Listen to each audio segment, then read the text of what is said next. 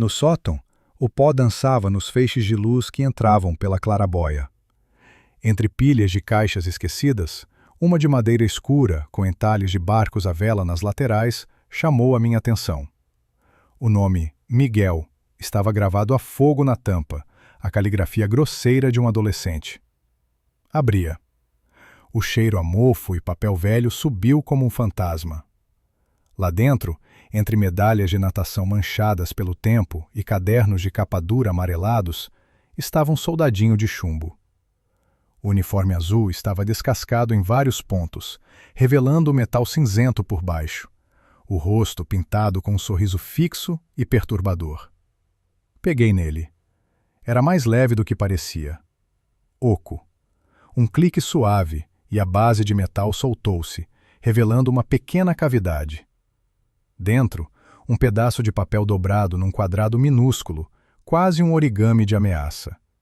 Desdobrei-o com cuidado, as pontas dos dedos a sentir a textura frágil do papel.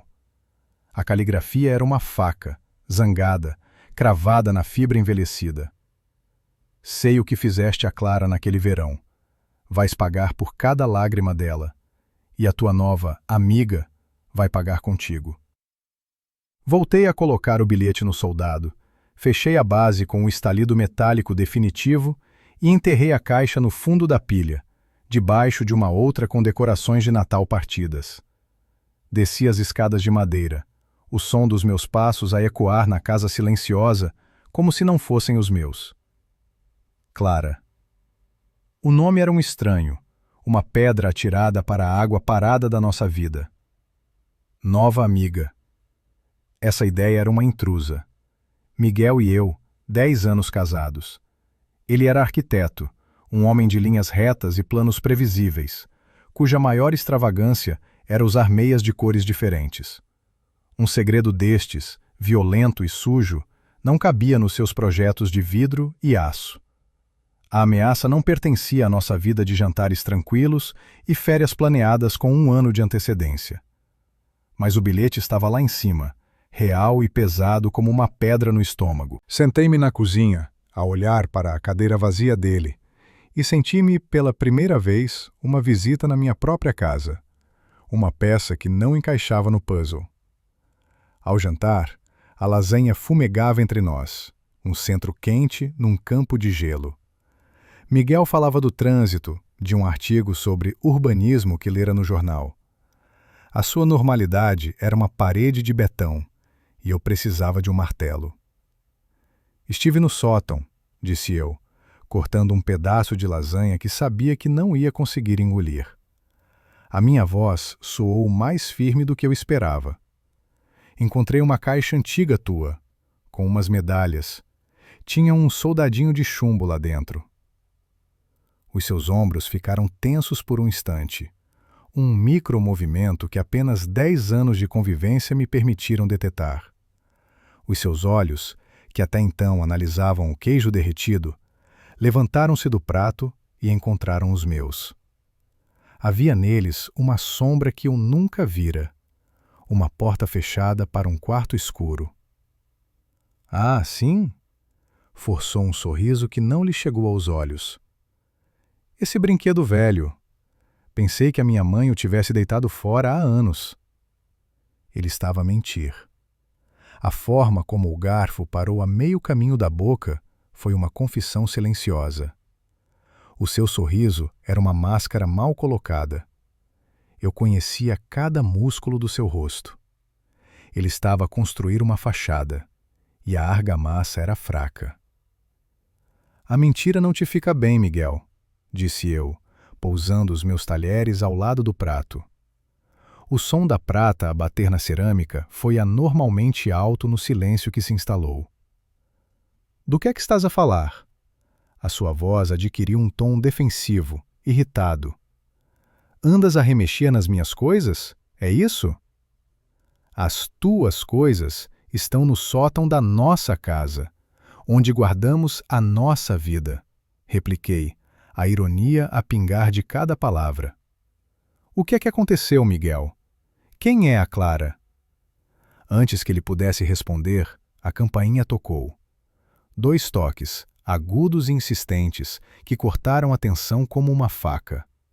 Olhamos um para o outro. Não esperávamos ninguém. O relógio da cozinha marcava 9h20. Miguel levantou-se, aliviado pela interrupção. Deve ser um engano. Observei-o enquanto ele ia até a porta. Vi-o abrir, falar com alguém que eu não conseguia ver. Segundos depois, voltou com uma pequena caixa de cartão castanho nas mãos. Uma entrega, disse ele, pousando-a na mesa ao lado da lasanha. Para ti. O meu nome estava escrito na etiqueta, numa caligrafia eletrônica e impessoal. Não havia remetente. Apenas um código de barras. Eu não encomendei nada, murmurei, o coração a bater num ritmo descompassado contra as costelas. Miguel encolheu os ombros, já a pegar no seu garfo outra vez, ansioso por voltar à normalidade. Abre. Pode ser uma surpresa de alguma amiga. Com os dedos a tremer ligeiramente, rasguei a fita adesiva. Lá dentro, envolto em jornal velho, estava um objeto. Desenrolei as folhas impressas. Era uma bailarina de porcelana, pequena, delicada, com um tutu branco. E estava partida. A perna direita, esticada numa pose elegante, tinha sido partida na base do tornozelo. O pedaço em falta não estava na caixa. Ao lado da bailarina, um pequeno cartão dobrado. Abriu. Não havia palavras. Apenas um desenho tosco, feito à caneta preta. Um soldadinho de chumbo com um X a atravessar-lhe o peito. Pousei a bailarina partida na mesa. O sorriso do soldado no sótão e a perna quebrada da bailarina começaram uma conversa horrível na minha cabeça. Miguel olhou para o objeto, depois para minha cara. A sua palidez era agora evidente sob a luz quente da cozinha. — Que raio é isto? Perguntou ele, mas a sua voz não tinha força. Ele sabia, ou suspeitava. Não respondi. Empurrei o prato para a frente, levantei-me e saí da cozinha. Fui para o seu escritório. A porta estava aberta, a sua fortaleza de planos e projetos. Liguei o candeeiro da secretária, inundando o espaço com uma luz amarela e focada. Precisava de respostas, não de mais perguntas. Ouvi os seus passos atrás de mim. — O que é que estás a fazer? Deixa isso. Deve ser uma brincadeira de mau gosto. — Não há mais brincadeiras, Miguel, disse eu, a minha voz fria e controlada. Comecei a abrir as gavetas da secretária. Papéis, canetas, projetos enrolados. Nada. A última gaveta, a da direita, estava trancada. — Onde está a chave? — Não sei do que estás a falar. Isso são documentos importantes do trabalho. Não tens nada que mexer aí. Ignorei-o. Vasculhei o porta-lápis. Por baixo de uma dúzia de canetas, senti o metal frio de uma chave pequena e solitária. Peguei nela e enfiei-a na fechadura. Rodou com um clique seco. Dentro da gaveta não havia projetos. Havia uma única pasta de cartolina verde. Pousei-a em cima da secretária e abri-a. Lá dentro, apenas um recorte de jornal, amarelado e plastificado, como se tivesse sido guardado e manuseado durante anos. Era do jornal da região.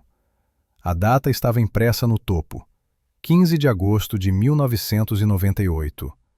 A manchete atingiu-me como um soco. Tragédia no Lago Azul. Jovem de 17 anos morre afogada durante festa de final de verão. A fotografia, granulada e a preto e branco, mostrava uma equipa de mergulhadores junto a uma margem arborizada. E o nome da rapariga, no primeiro parágrafo, saltou da página. Clara Mendes. O artigo descrevia o incidente como um trágico acidente. Mencionava que Clara estava com um grupo de amigos e que as autoridades não tinham encontrado indícios de crime. Nenhum outro nome era mencionado. Apenas amigos. Foi um acidente. A voz de Miguel soou atrás de mim, embargada, derrotada.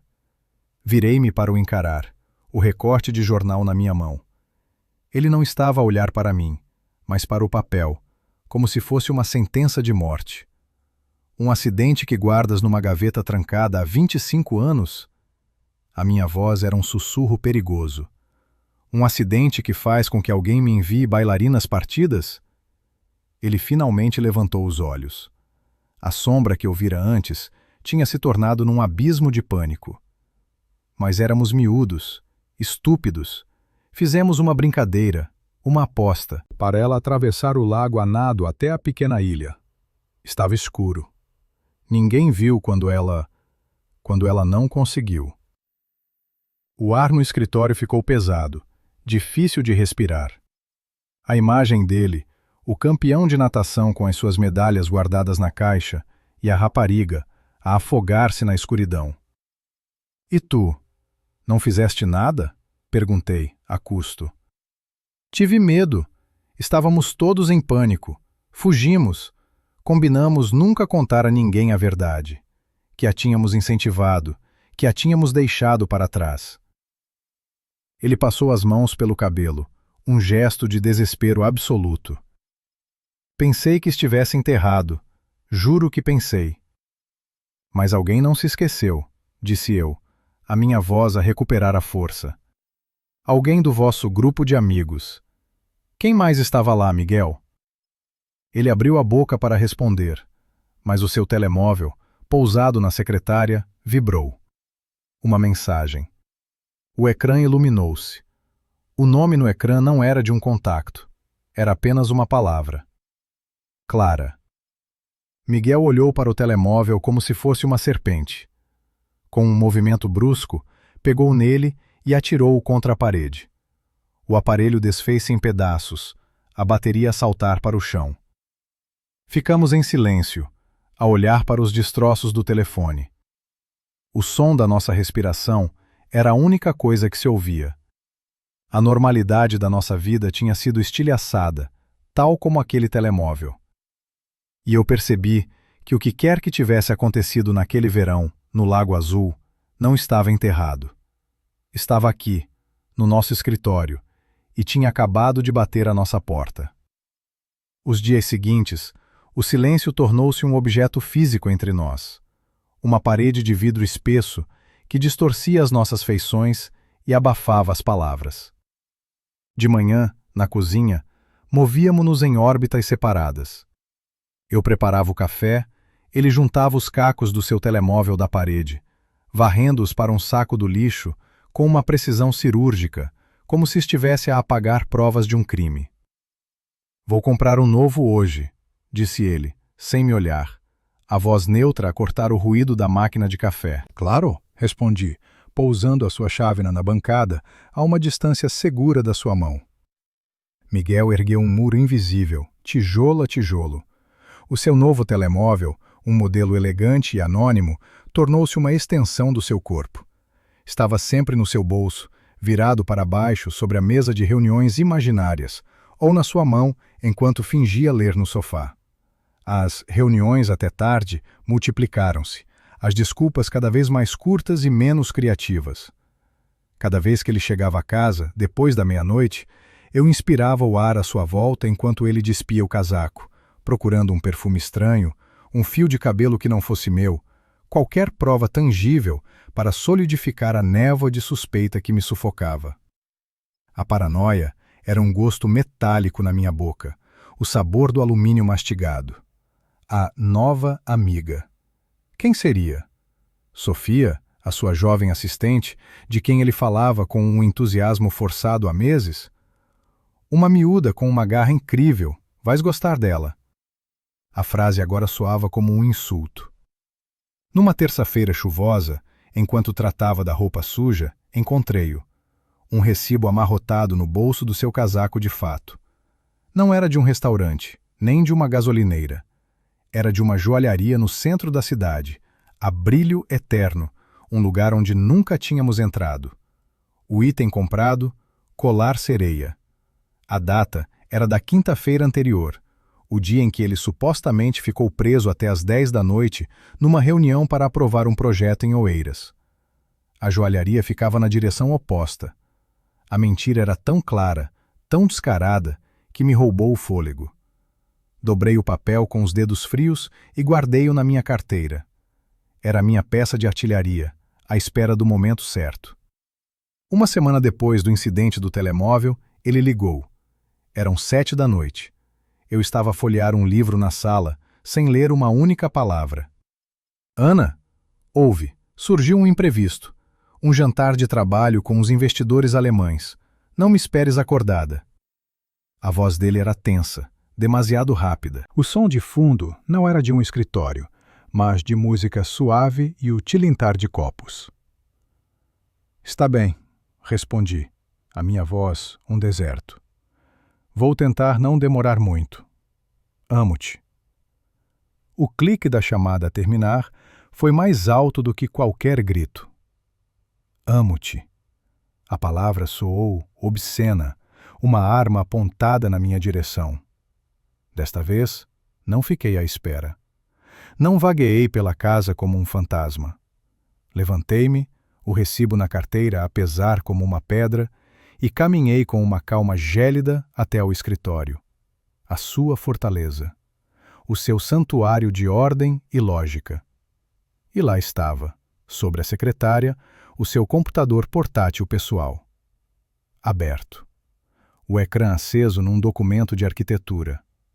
Na pressa de sair para o seu jantar, ele tinha se esquecido. Sentei-me na sua cadeira, o couro ainda quente do seu corpo. O cheiro dele estava por todo lado. Por um instante, hesitei. Isto era um ponto sem retorno. Depois, a imagem do colar, sereia, brilhou na minha mente. Sem palavra passe. Um erro de principiante. Ou talvez, arrogância. E-mails, documentos, histórico de navegação. Tudo limpo. Demasiado limpo. Um deserto digital. Ele tinha sido meticuloso a apagar os seus rastros. Mas os homens meticulosos, por vezes, esquecem-se das coisas mais óbvias.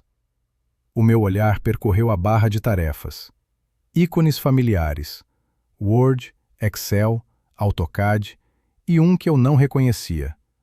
Chamava-se SyncNote. O logótipo era um bloco de notas minimalista, cinzento e inofensivo. Abriu. Não era uma aplicação de notas. Era uma plataforma de mensagens encriptada. E havia apenas uma conversa. O contacto não era Sofia. Era um pseudônimo. Sirena. Sereia. O meu sangue gelou. Abri a conversa. As mensagens eram facas afiadas, cada uma a cortar mais fundo. Não eram apenas sobre encontros e mentiras. Eram sobre mim. Sirena. Ela disse mais alguma coisa sobre a caixa? Sobre o que aconteceu no lago? Miguel. Não. Ela só sabe do acidente. Acha que fui um cobarde, não um monstro. É melhor assim. Ela não pode saber a verdade. E a bailarina partida? Assustou-a?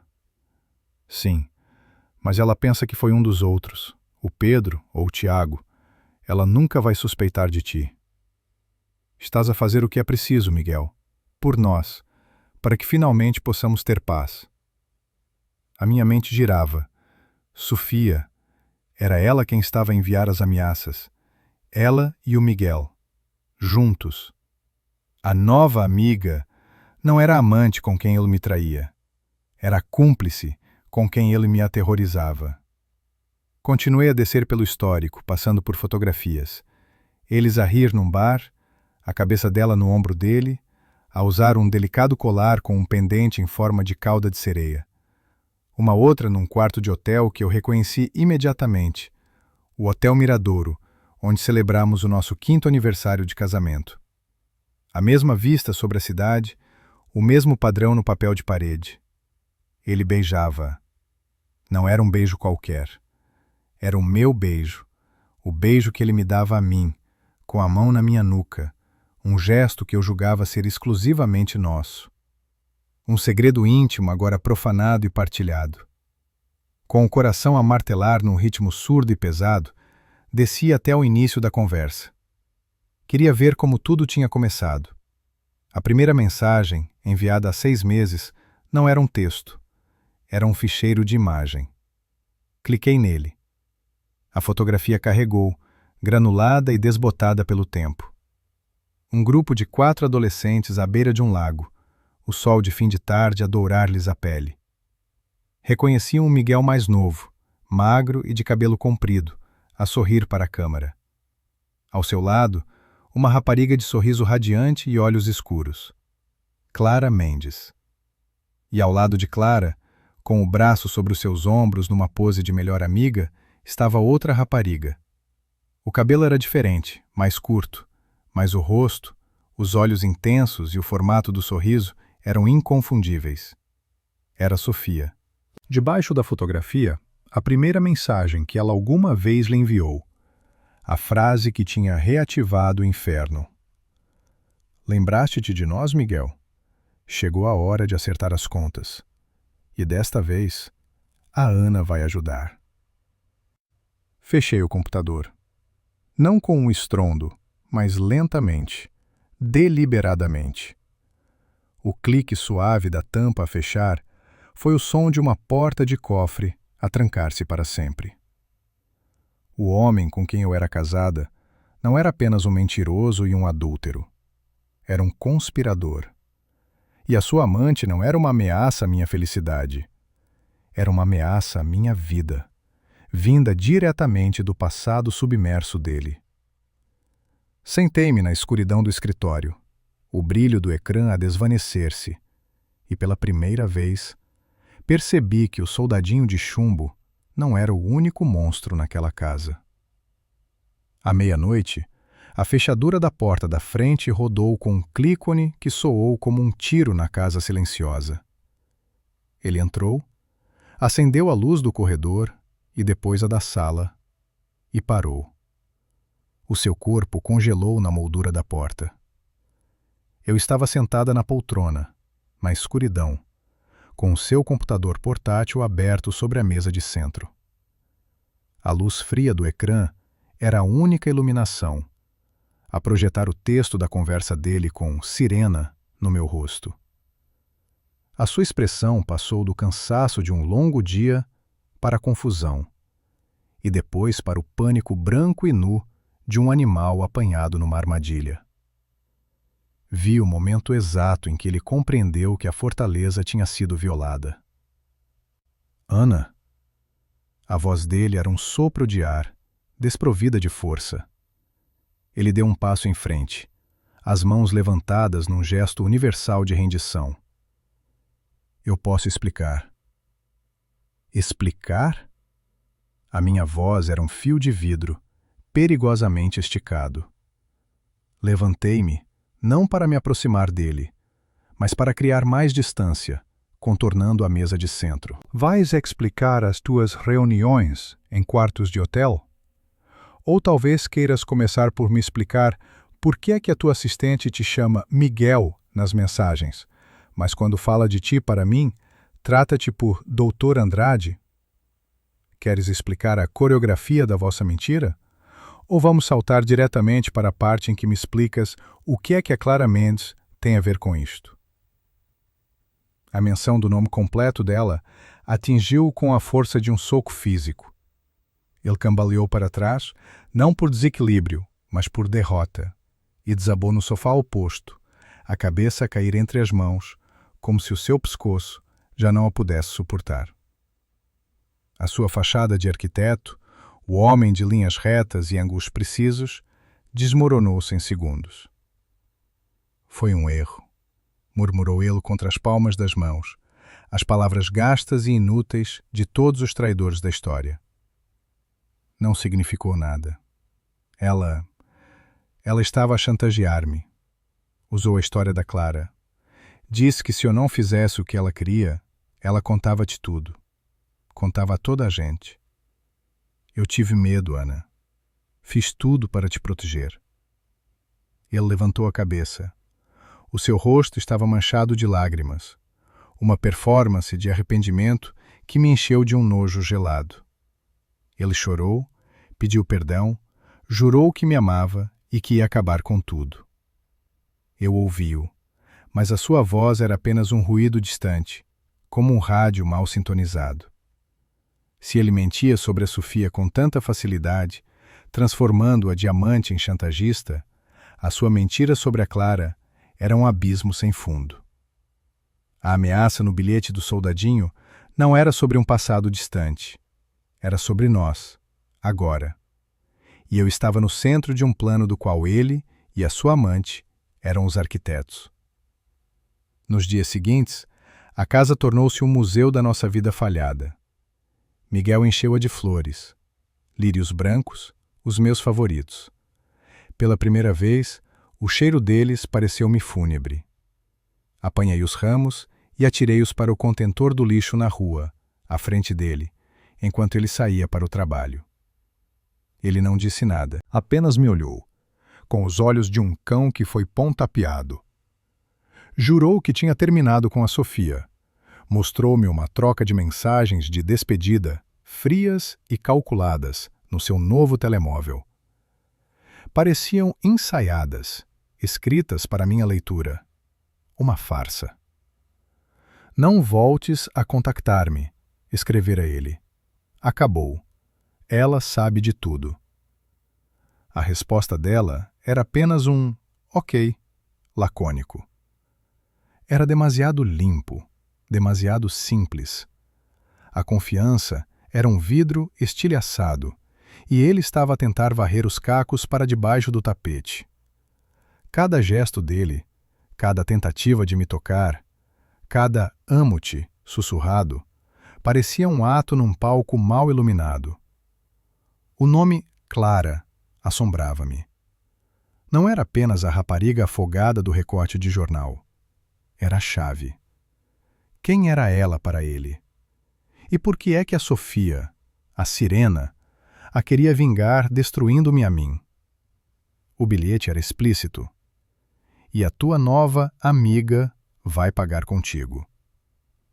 Não era uma ameaça para a Sofia. Era uma ameaça que a incluía a ela. Quem quer que a tivesse escrito, estava a observar-nos aos três. Um terceiro jogador, oculto nas sombras. Numa tarde, enquanto Miguel estava numa das suas reuniões, agora reais, eu verificava ligando para o escritório. Voltei ao sótão.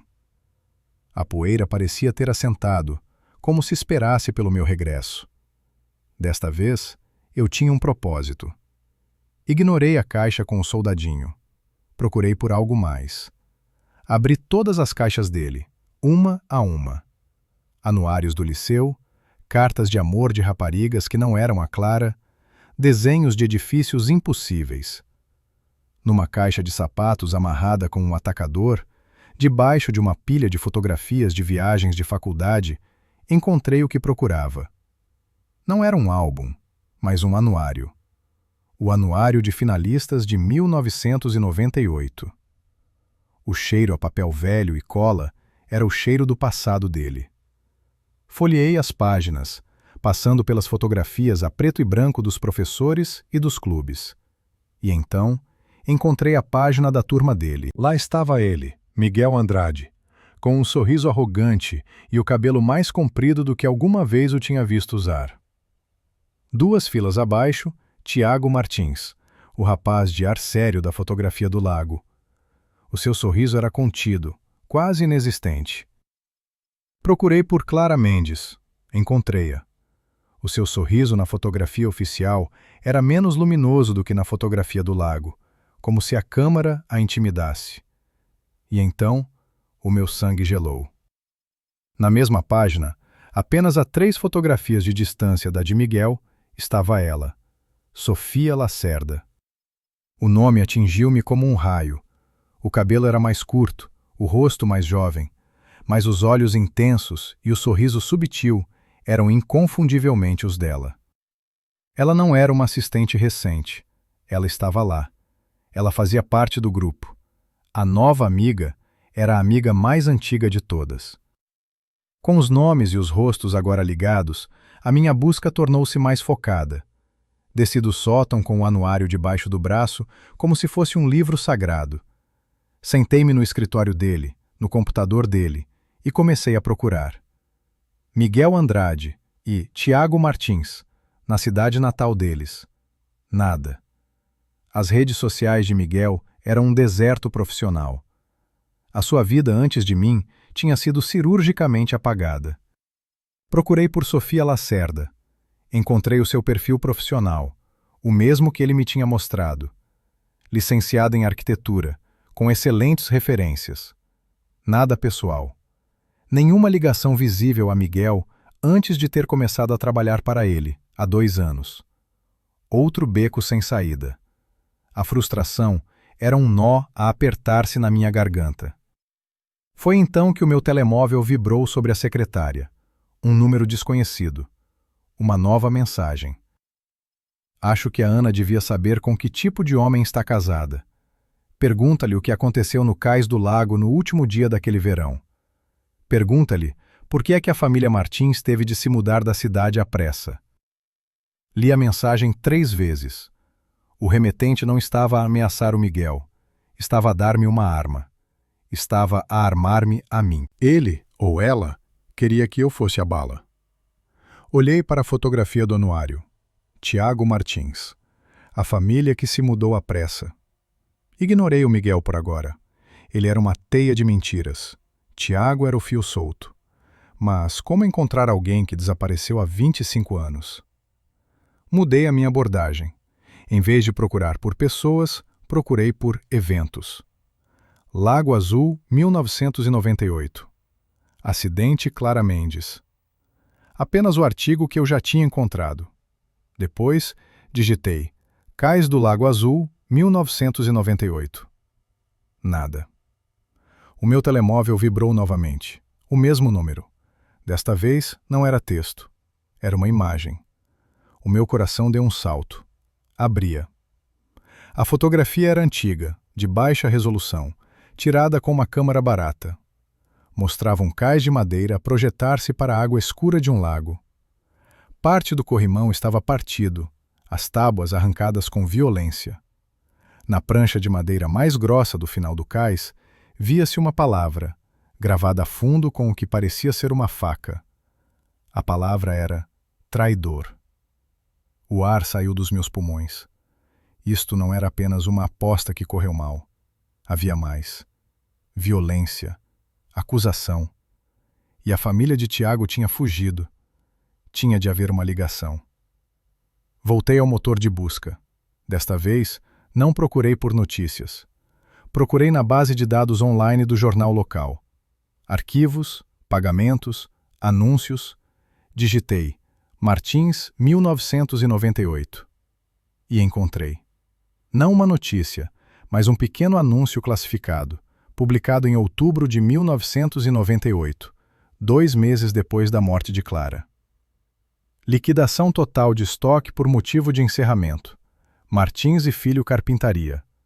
Novo endereço para assuntos pendentes. Rua das Flores, 14, Alverca. Alverca. A mais de 200 quilômetros da cidade natal deles. Eles não se mudaram. Eles fugiram. Com um nome de empresa e uma nova cidade, a minha busca ganhou uma nova vida. Procurei por Tiago Martins, associado à Alverca. Encontrei 3 perfis nas redes sociais. 2 eram demasiado novos. O terceiro estava quase vazio. O nome era T. Martins. Sem fotografia de perfil. Apenas uma imagem de capa. Uma paisagem serena de um rio ao amanhecer. A lista de amigos era privada. Parecia outro beco sem saída. Mas na secção Fotografias havia uma única imagem pública, publicada há 5 anos.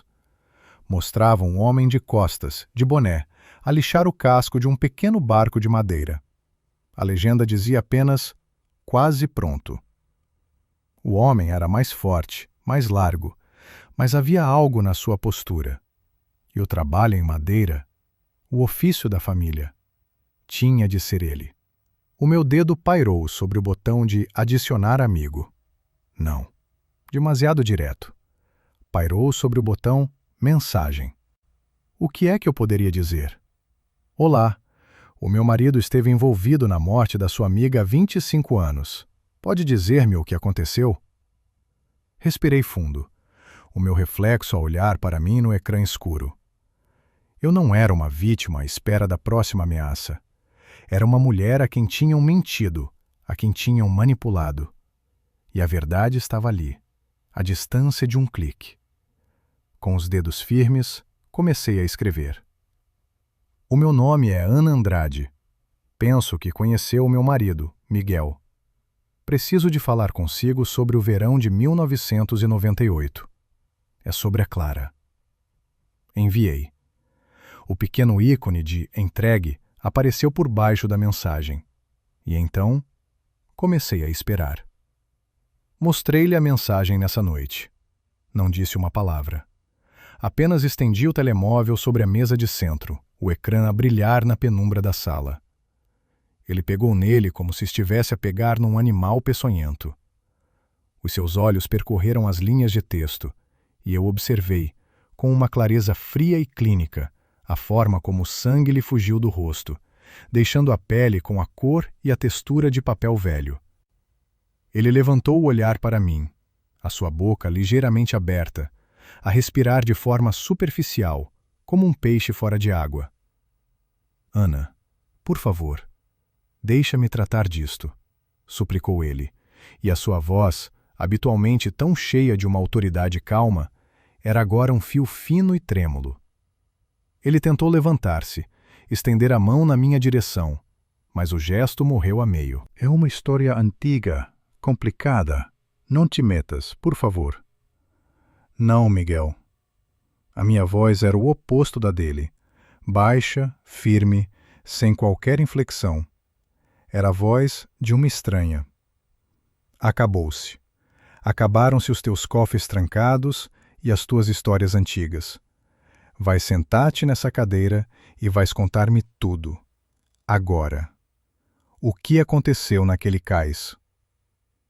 Ele olhou para mim, e pela primeira vez não vi um marido, mas um rapaz assustado, encurralado num beco sem saída há 25 anos. Os seus olhos, dilatados de pânico, procuravam uma rota de fuga que não existia. Abriu a boca, depois fechou-a. Um som estrangulado escapou-lhe da garganta. Apenas abanou a cabeça, um movimento lento, de um lado para o outro, como um autômato avariado. Eu não posso, sussurrou ele, as palavras a mal conseguirem atravessar os seus lábios. Não posso.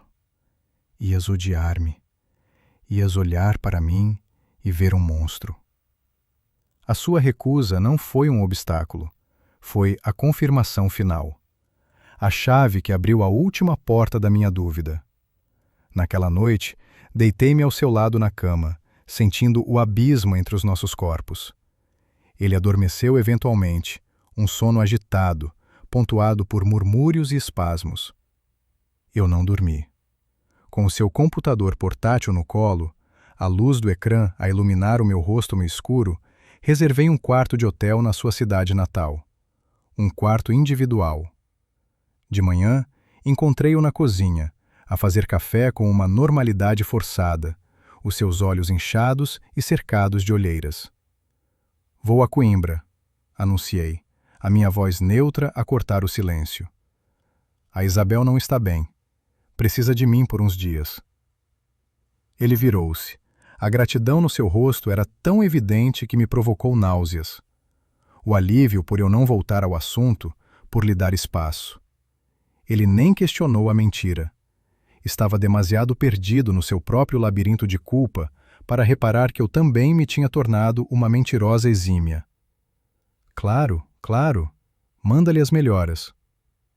A cidade de Miguel parecia uma fotografia desbotada, presa no tempo. Ruas de paralelepípedos, casas com varandas de ferro forjado.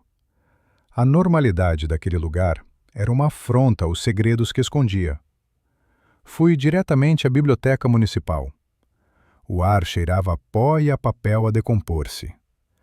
Pedi os arquivos do jornal local de 1998. Passei horas em frente a uma máquina de microfilmes, o zumbido monótono a preencher o silêncio, a fazer avançar e recuar as páginas amareladas. Festas da cidade, resultados de jogos de futebol, anúncios de lojas que já não existiam. Nada. Nem uma única menção a um acidente, afogamento ou qualquer incidente no Lago Azul durante aquele verão. A morte de Clara Mendes tinha sido abafada, enterrada sob a normalidade do cotidiano. A única coisa que encontrei, datada de setembro, foi um pequeno anúncio nos classificados. Vende-se. Moradia T3 com jardim. Família Martins. Tratar com agência imobiliária. O endereço era o mesmo do anuário. Fui até lá. A casa era exatamente como eu a imaginava. Modesta, bem cuidada, com um pequeno jardim à frente. Uma senhora idosa, de cabelo branco preso num coque apertado, regava vasos de sardinheiras na varanda. Aproximei-me, ensaiando um sorriso que não sentia. Inventei uma história sobre ser uma investigadora a fazer um trabalho sobre famílias que tinham vivido naquela rua. Uma mentira tão absurda que só podia ser acreditada.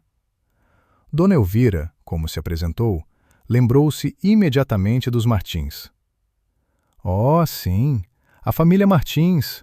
Que gente boa, disse ela, pousando o regador. O seu olhar tornou-se distante. Uma família adorável. O senhor Martins era um carpinteiro de mão cheia. Tiveram de se ir embora de repente. Foi uma tristeza para a vizinhança. Ela aproximou-se do portão, baixando a voz. Uma vergonha o que aconteceu à pobre da Clara. E por causa de rapazes daqui. O que aconteceu? Perguntei, a minha voz cuidadosamente controlada, a de uma simples ouvinte curiosa. Ela persignou-se, um gesto rápido e instintivo. As más línguas diziam muita coisa. Que ela se envolveu com o filho dos Andrade, o Miguel. Um rapaz bonito, sim, mas com uma arrogância, um ar de quem era dono do mundo. Houve um incidente no lago. Uma discussão feia no cais. Ouviram-se gritos nessa noite. Gritos feios. Depois disso, a rapariga ficou destroçada. Era uma sombra de si mesma. Nunca mais foi a mesma. E a família do outro rapaz, o Tiago Martins, não aguentou a vergonha ou o medo, não sei bem. Fizeram as malas e desapareceram.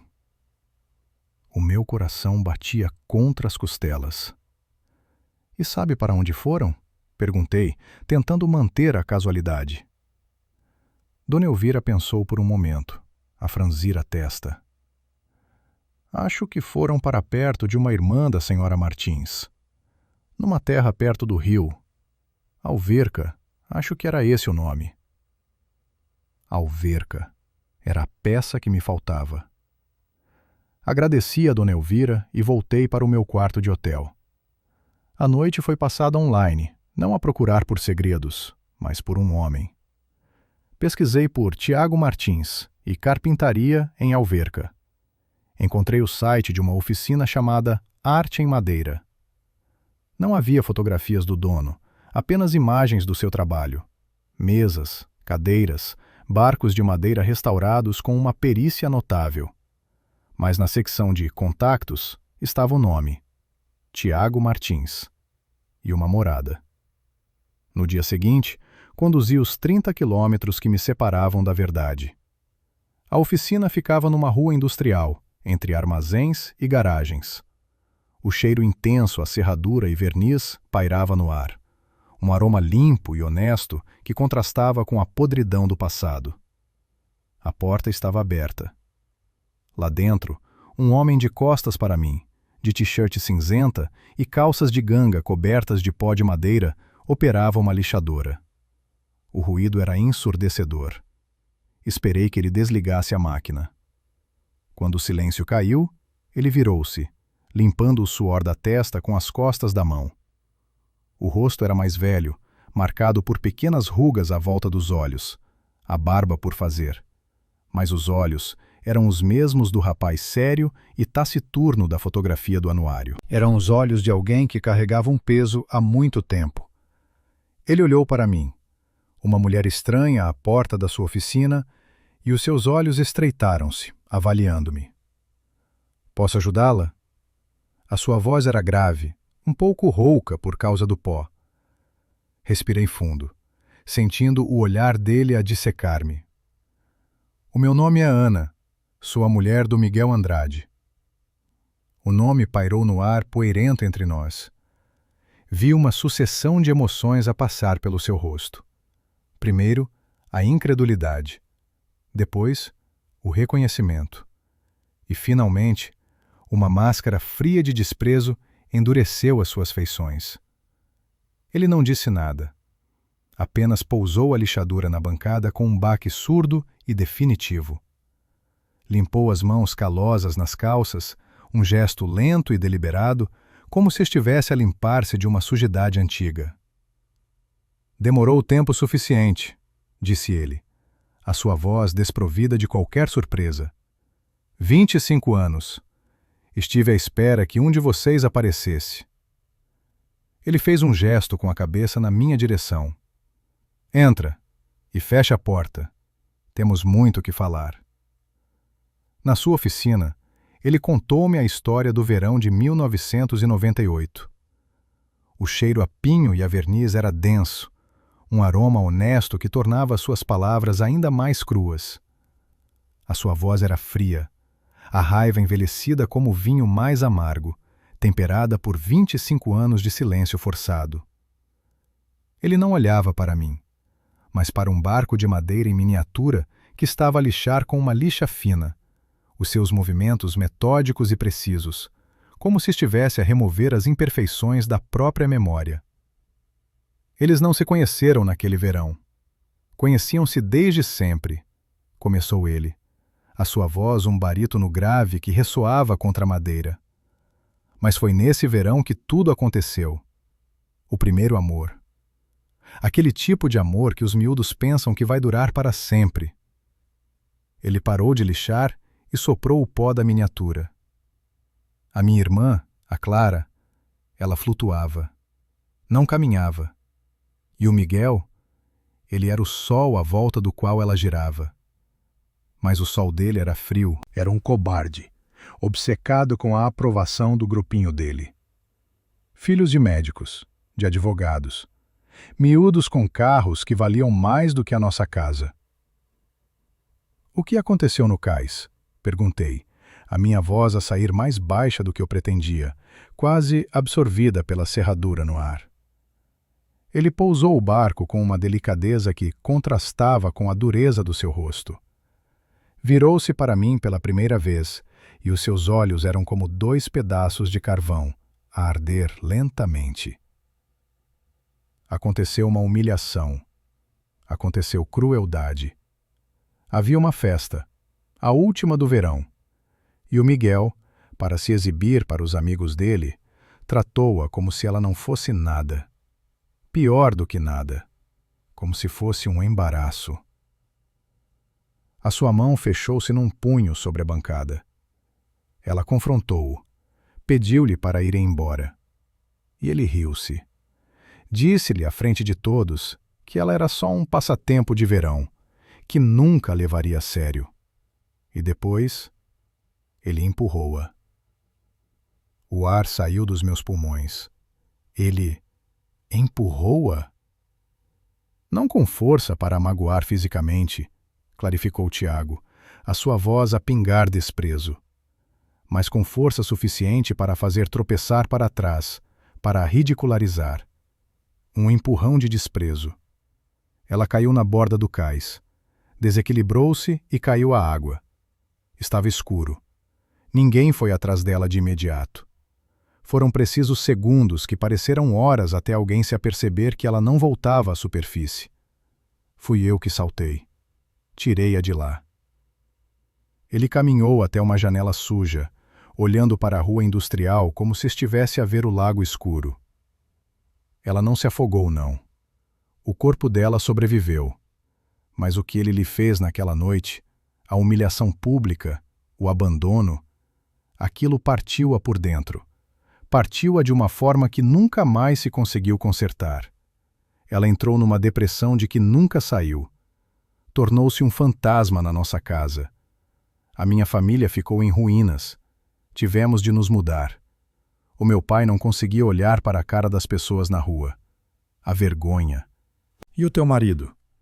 Virou as costas, foi para a universidade e seguiu com a vida dele, como se nada tivesse acontecido. Um silêncio pesado instalou-se na oficina, apenas quebrado pelo gotejar distante de uma torneira. A bailarina partida. A mensagem no telemóvel dele. A fotografia. Tudo se encaixou com uma clareza horrível. Foi você, afirmei. Não era uma pergunta. O soldadinho, a bailarina, as mensagens, foi tudo obra sua. Tiago virou-se da janela, um meio sorriso amargo a torcer-lhe os lábios. Observei-o durante anos. Vi-o a construir a sua carreira, a sua vida perfeita, a sua bela casa. Vi-o casar contigo. E vi-o começar o caso com a assistente dele, a Sofia Lacerda. Ele cuspiu o nome dela como se fosse veneno. Ela também estava lá naquela noite. Era a melhor amiga da Clara. Ficou a olhar, sem fazer nada. Quando descobri o caso deles, vi o mesmo padrão, o mesmo egoísmo nojento, o mesmo desrespeito. Ele estava a fazer-te exatamente o mesmo que fez a minha irmã, a usar-te, a humilhar-te pelas costas, a construir a felicidade dele sobre a tua destruição. Foi aí que decidi que era a altura de ele pagar. Não por vingança, disse ele, aproximando-se, a sua intensidade a preencher o espaço entre nós. Por justiça, pela Clara. Eu queria que o mundo dele, a fachada perfeita que ele construiu, se desmoronasse. E eu sabia que a única maneira de o fazer era através de ti. Tu tinhas de saber que tipo de monstro tinhas na tua cama. Na viagem de volta, cada palavra de Tiago era um prego no caixão do meu casamento. A estrada à minha frente desfocava-se por vezes, não por lágrimas, mas pela força das revelações. O caso com a Sofia não era um erro, era um sintoma de um caráter podre, uma repetição de um padrão de crueldade que ele tinha aperfeiçoado desde a adolescência. O homem com quem eu casei não existia. Era uma fachada, um projeto de arquitetura cuidadosamente desenhado sobre as fundações da dor de outras pessoas. Quando cheguei à casa, a noite já tinha caído. As luzes estavam acesas, um farol acolhedor que agora me parecia uma mentira. Ele estava à minha espera na sala, a andar de um lado para o outro. A sua cara iluminou-se de alívio quando me viu, um alívio que rapidamente se transformou em ansiedade ao ver a minha expressão. Ana, onde estiveste? Fiquei tão preocupado. Liguei a Isabel, ela disse que não estavas lá. Ignorei-o. Passei por ele como se fosse uma peça de mobiliário. Subi as escadas de madeira até o sótão, o som dos meus passos a ecoar na casa. Peguei na caixa de madeira escura e desci. O cheiro a mofo era o perfume do seu passado podre. Coloquei a caixa na mesa de centro, entre nós, com um baque surdo. Abria. Tirei de lá o soldadinho de chumbo, o seu sorriso pintado uma obscenidade, e coloquei-o em cima da tampa, virado para ele. Fui falar com o Tiago Martins, disse eu, a minha voz desprovida de qualquer emoção. Era a voz de uma mulher que relatava os factos de um acidente de viação. Ele contou-me tudo sobre a Clara, sobre o cais, sobre o empurrão. O rosto de Miguel desfigurou-se. A máscara não caiu, estilhaçou-se. Por baixo, não havia apenas um rapaz assustado e culpado. Havia um vazio. Ele recuou um passo, a mão a ir à boca como se fosse vomitar. Gaguejou desculpas, fragmentos de frases que não formavam um pensamento coerente. Sobre ser jovem, estúpido, a pressão dos amigos, o medo. Eu amava-a, Ana. Juro que a amava. A sua voz quebrou, desesperada. Mas entrei em pânico. Eu não sabia o que fazer. As suas palavras eram fumo, a tentar esconder o fogo que o consumia. Eu via-o agora com uma clareza brutal e impiedosa. A linha direta, reta e sem desvios, que ligava a humilhação de Clara à minha traição. O padrão de egoísmo, de autopreservação a qualquer custo. O uso e descarte de pessoas como se fossem rascunhos de um projeto. O Tiago nunca quis dinheiro, pois não, Miguel? Perguntei, a minha calma a contrastar violentamente com o seu pânico crescente. Ele nunca te chantageou. Ele só queria uma coisa. Queria que o teu mundo se desmoronasse. Ele queria que eu soubesse. E conseguiu. Ele usou-me como arma, e eu deixei. Porque era a única maneira de chegar à verdade. Ele não respondeu. Apenas olhou para o soldadinho de chumbo, o pequeno e oco símbolo do segredo que o tinha finalmente apanhado e esvaziado. Naquela noite, não houve lágrimas. Apenas um vazio cinzento e expansivo. Enquanto Miguel se encolhia no sofá, a murmurar o meu nome como uma oração a um Deus que já não o ouvia, subi ao nosso quarto. O ar lá em cima parecia diferente, mais leve, como se a pressão atmosférica tivesse mudado. Comecei a fazer as malas. Abri o roupeiro e tirei as minhas roupas de forma metódica, dobrando cada peça com uma precisão mecânica. Cada camisa, cada vestido, uma memória agora manchada, contaminada. Peguei na fotografia do nosso casamento que estava na mesa de cabeceira. A mulher sorridente na foto era uma estranha, uma tola ingênua que eu já não reconhecia. Pousei a moldura, com a imagem virada para baixo.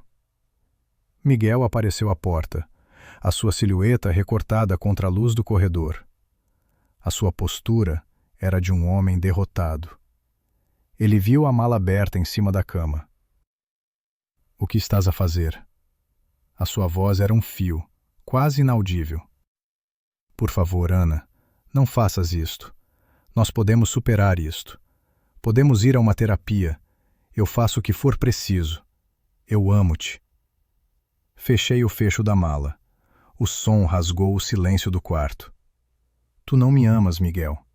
Tu amas a ideia de uma vida estável, a fachada de um casamento perfeito. Eu era o teu melhor projeto. Eu não sou a primeira mulher que tu quebras, mas garanto-te que serei a última." Ele avançou, desesperado, e agarrou-me no braço. O seu toque, que antes me confortava, agora queimava. "Eu mudo. Eu prometo. Eu posso ser melhor." Puxei o meu braço, libertando-me do seu aperto com uma força que o surpreendeu. "Tiveste 25 anos para começar a ser melhor. Em vez disso, escolheste esconder-te, construir muros e trancar os teus demônios em gavetas. A Clara foi a doença. A Sofia foi o sintoma. E eu recuso-me a ser infectada por ti." Desci as escadas, arrastando a mala atrás de mim.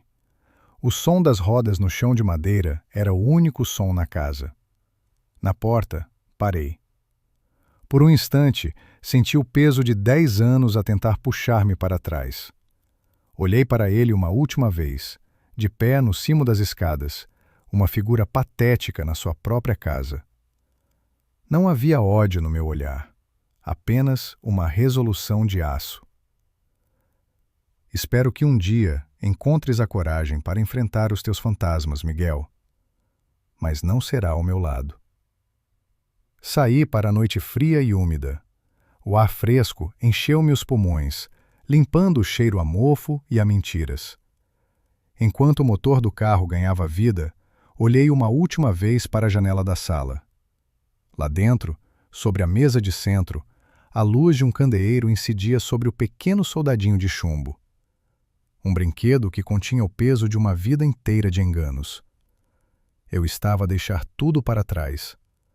Não sabia para onde ia, mas sabia, com uma certeza absoluta, que pela primeira vez em muito tempo, estava a ir em direção à verdade.